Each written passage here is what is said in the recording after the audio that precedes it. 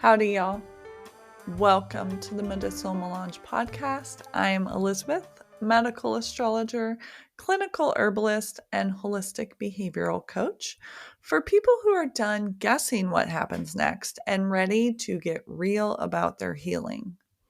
My work is about connecting the dots between what's happening in your body, in your life, in your natal chart, and then showing you how to make the moves that really change your life.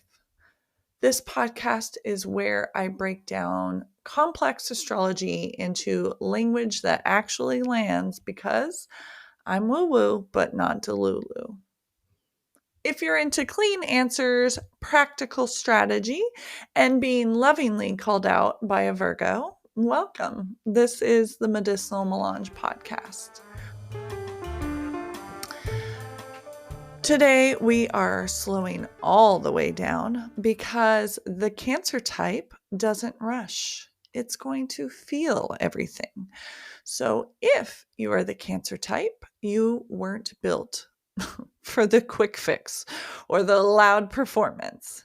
You were built for depth, memory, protection, and the kind of intuitive intelligence that most people can't even name until after you've already sensed it. One of my best friends, Tatiana, hey Tatiana, is a Cancer type and highly intuitive. And yes, she will read before anybody else in the room. Now, just as my other episodes for this season, when I say Cancer or the Cancer type, I'm talking about Cancer rising, the sun, moon combos, or even those with just heavy Cancer placements in the chart. The first house talks a lot about how you look and feel physically, but with medical astrology, it's not the end all be all. And in this episode, we're going to deep dive into the Cancer type. But before we get deep into the ever-changing moods of Cancer, let's look at some of the astrology this week. The major shift that's going on this week that's so important that you are going to feel no matter what your birth chart looks like is Saturn moving into Aries. Saturn is not here to play games. For financial astrology, this is where I look to tell you where you need to create structure because this planet rules mastery and discipline. It's like the coach who loves you too much to let you practice like shit, practice how you play. Saturn is the one who implements it. And when Saturn shifts signs from Pisces, where it's currently at, to Aries, where it will be at the end of the week, something in your life is going to shift the structure of it and recalibrate.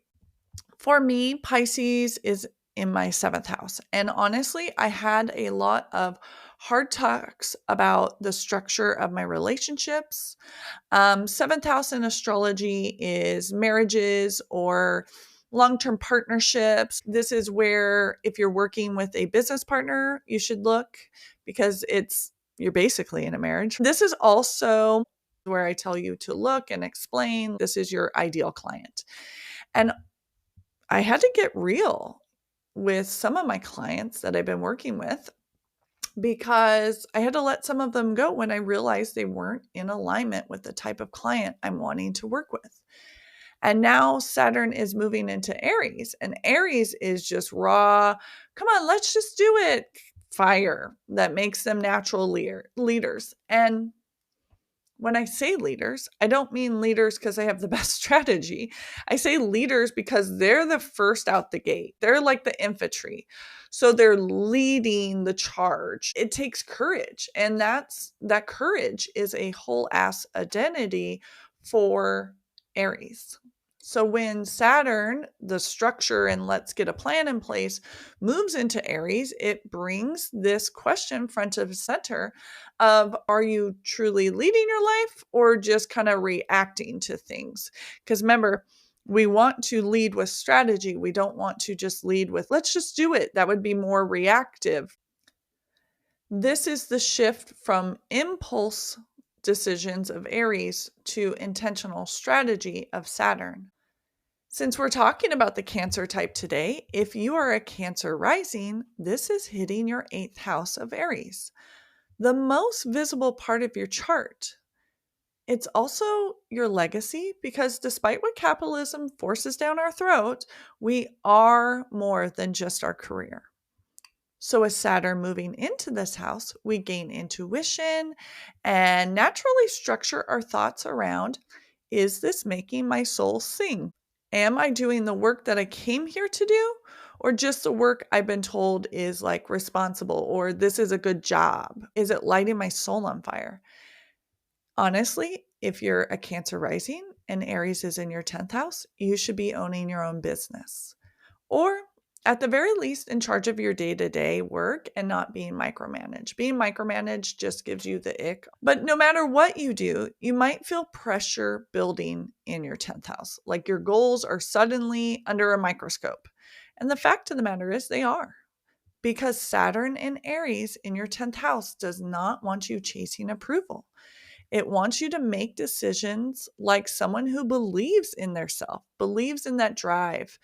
I always say the 10th house is your career and what you wake up to do every day.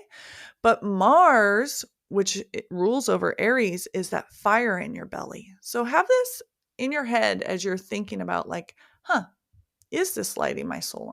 If you're a Virgo rising like me, Saturn is moving into the 8th house. And y'all, we could level up our money situation. And honestly, in my whole soul, I feel it. But the 8th house isn't about surface level goals.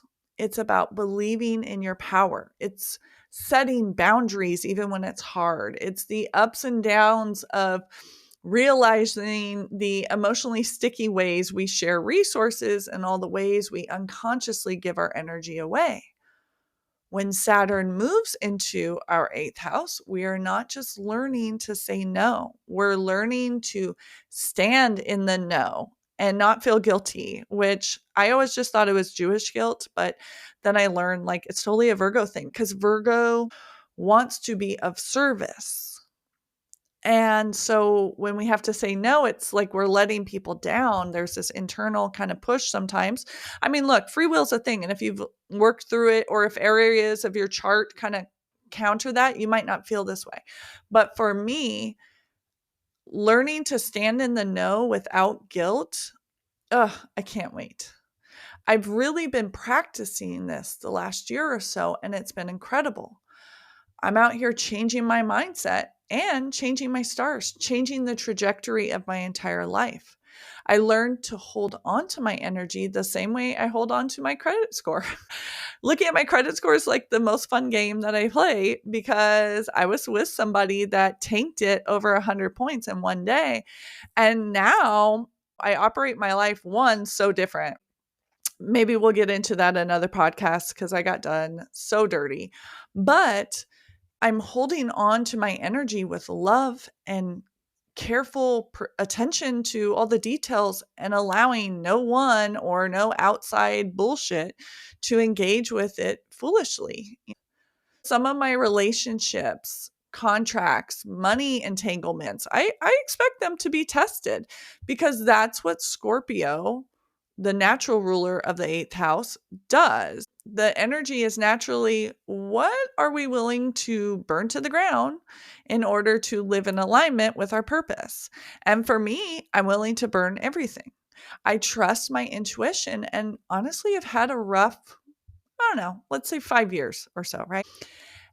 I know because of these tests, because I went from making 10 grand a week plus to $0 overnight, because I went from closing on my house to completely looking at like being on the streets overnight. And then I built it back up from scratch for a second time. It's an energetic cleanup. I'm willing to burn it all down. I'm willing to walk away from the patterns that keep draining me, and I'm going to be building new structures. So no matter how Saturn in Aries plays out for you, the placement's not going to be gentle. but it sure as shit will be very liberating. As we kind of tiptoe into the Cancer type, let's start with the rulerships of the zodiac sign of Cancer. Cancer is a water sign, and its mode is cardinal. Referencing back to my episode on the Aries type is episode 1.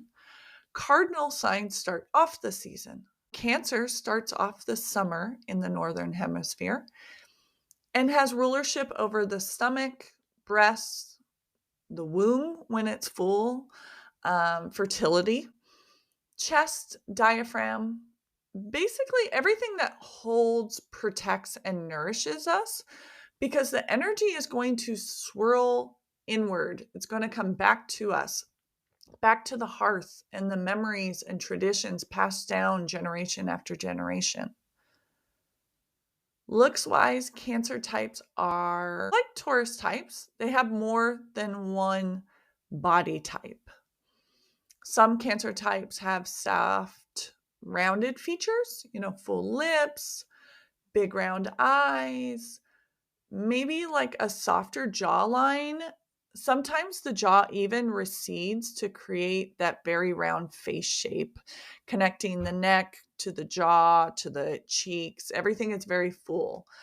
Eyes are very full, very expressive. The other Cancer type will still have more round, expressive eyes, small lips that are hella thin from the side, but then as they move to the middle, it will be a full little heart in the middle of their mouth. Like back in the day when they would draw the heart on the lips in the middle as like the makeup trend, dead center with the little Cupid's bow popping at the top of the heart and pointed bottom lip. That's the outline shape of how the Cancer type is going to look. And the facial shape will be more oval, still round, but long. Both Cancer types have small upper body, larger lower body. Again, if their rulership includes a full womb or fertility ruled sign, it's not a far leap to see that in our Western society, what we view as childbearing body shape is actually the Cancer type. It doesn't mean everybody who has a Cancer type will have children or even carry children, or that I give two shits either way. But what I am saying is that in our society, the features we associate with a person who would carry a child, a quote unquote childbearing type, is actually the shape of a Cancer type. So if you look at the glyph for Cancer, it has a little circle with a tail and a little circle with a tail.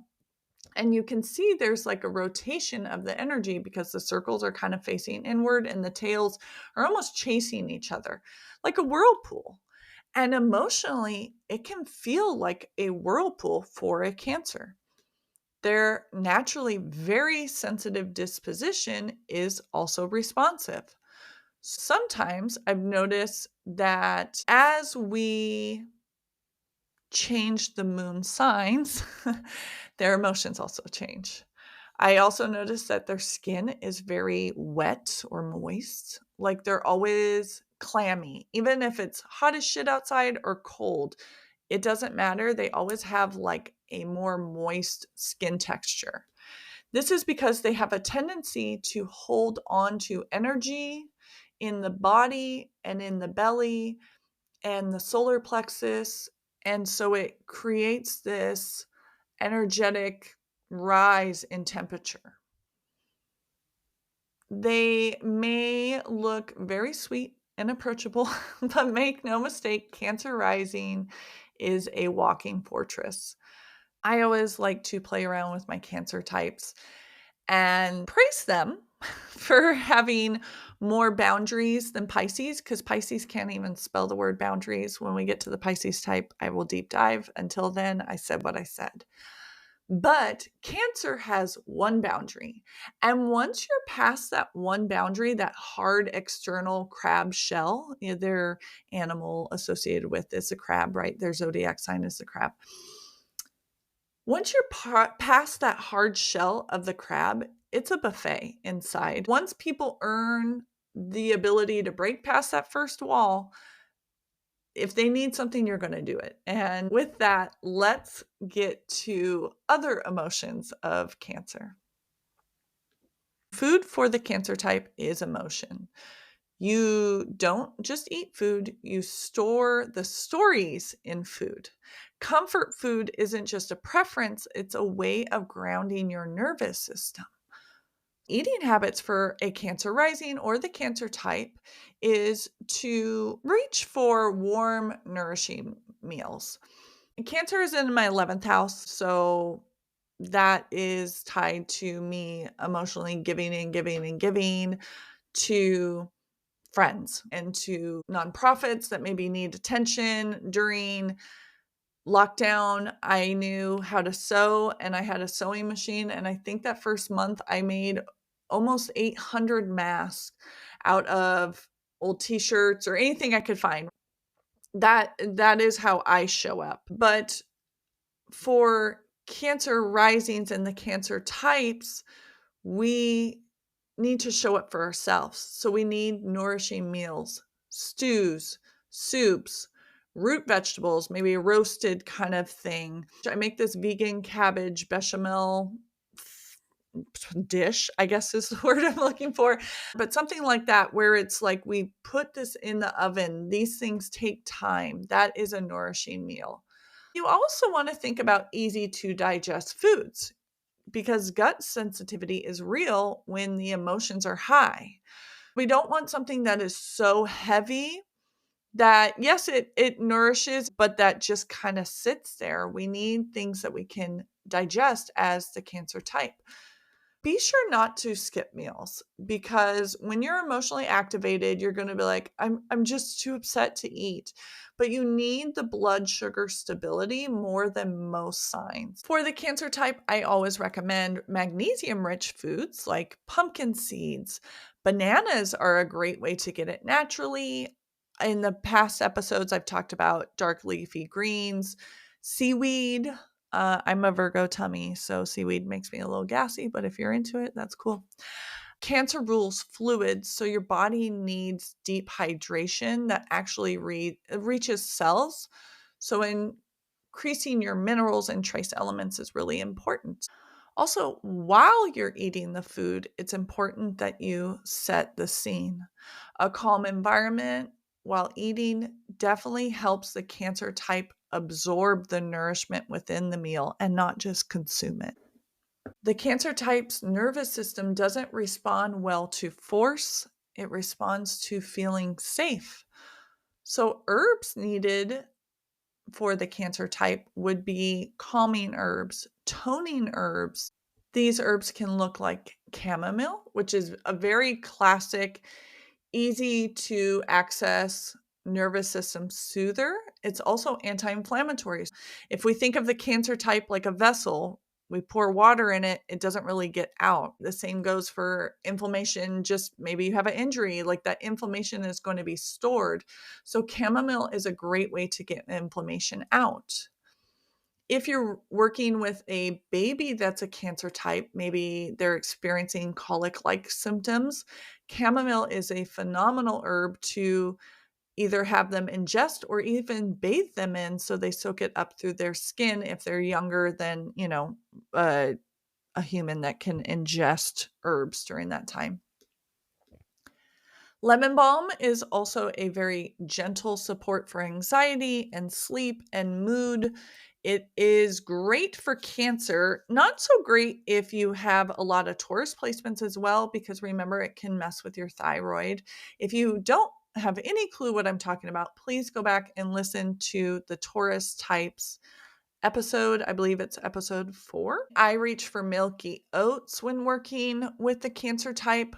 For long-term rebuilding of the nervous system, milky oats is wonderful. It's going to be all about building and helping you kind of just restructure. If we were talking earlier about, Cancer types and restructuring and Saturn and all that jazz, this is like the Saturn of nervous system herbs because it helps rebuild the nervous system. Same with passion flower, but passion flower works more on the anxiety, where I feel like milky oats is there for the wetness that Cancer has. Marshmallow root is also a great herb to reach for because this is going to give you digestive support. It's also going to be emotionally soothing. I will say for marshmallow root though, it and milky oats, oats in general, oat straw, these are all more wet herbs energetically. So these are great if you have placements where it's a lot of fire, but you're still a Cancer type. So when you want to balance out that fire, this is a great herb to reach for. Nettle is actually a fire herb. It is mineral rich. It supports the blood, the bones, your resilience. It boosts your vitamins, minerals, iron specifically. So it's a great herb for the Cancer type, especially if you're thinking about your moon cycle and needing more iron rich foods and herbs. Nettle is a great one to reach for. I haven't really talked about the energetics of making batch herbal products or even just working with herbs under specific astrological placements. But because Cancer is ruled by the moon, we want to make sure that if you can, sync your herbs with the lunar cycle. So during the new moon, you're going to nurture. During the full moon, you're going to release. Because in the new moon, we set our intentions, we nurture those intentions, we help them grow. But during the full moon, we release any shit that does not belong to us.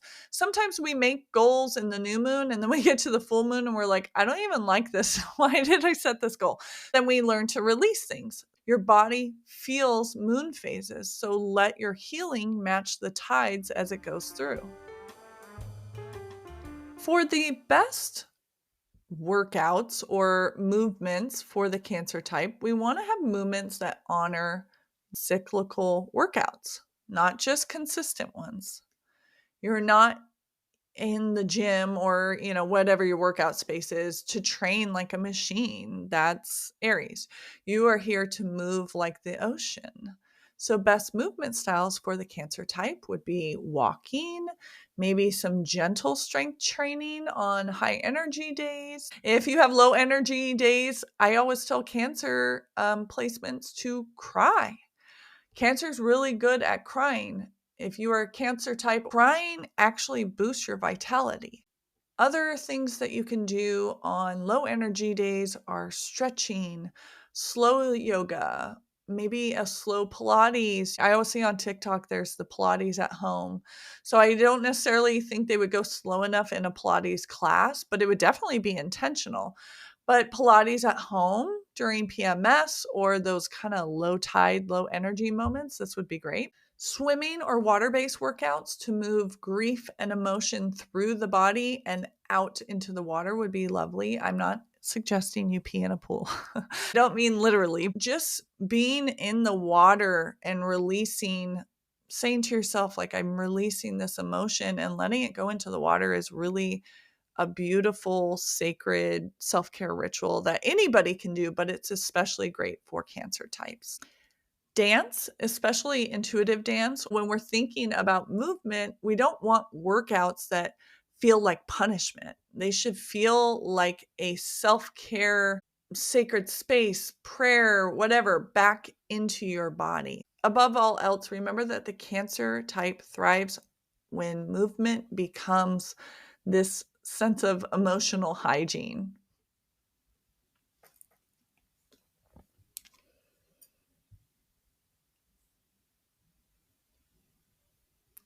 Since this episode is greatly tied to the ruler of Cancer, which is the moon, I think it's important to know that the moon moves signs every about 2.85 days, which means Cancer risings are not moody, they are moon fed.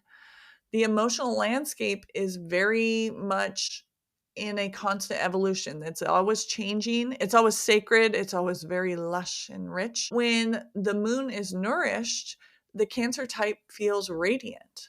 When it's not, the Cancer type can become very reactive and withdrawn and stuck on old shit from the past. So we want to make sure that we're thinking about how do we move forward, and instead of holding on to old feelings, how do we release them and move on to the new exciting ones? I always try to end our time together with a card to reflect on. And today's card is the sixth house reversed. And the sixth house, I jokingly call the house of capitalism, because this is a house of health, or one of the houses of health in medical astrology. But this is also how you show up as a worker. And being that it's reversed, it's not to focus on getting this intense workout plan to make your health better, or making 1,000 appointments for the doctors that now stress you out because you're worried about test results and this doctor said this, but this doctor said that. And then also you're worried about the copay, and then it puts pressure on you at work.